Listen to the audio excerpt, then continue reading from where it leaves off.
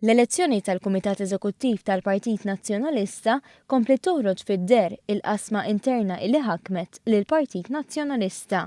Id-deputat Kristi De Bono se tokkupa l-kariga ta' President tal-Kunsill Ġenerali tal-Partit Nazzjonalista war li qelbet lid-deputat Ċensu Gallia b'16 vot. De Bono kienet fuq wieħed mill-block votes li bdew iduru fl-idejn fost il-kunsillieri tal-Partit Nazzjonalista.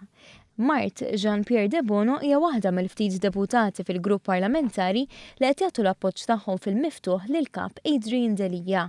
Fil-fatt indirizzat l-aħħar laqgħa li l-kap nazzjonalista għamel fil-gażin ta' Ħaltarxin li fiha Delia fetħilha kontra deputati li qed jopponuh fil-grupp parlamentari.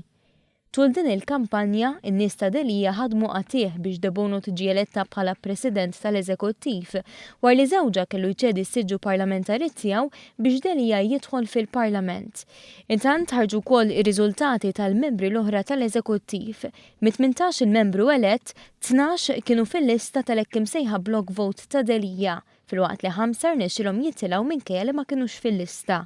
Dawn il-5 kienu Graziella Gallia, Paula Mifsud Bonici, Francesca Zammit, Censu Gallia u Ivan Bartolo.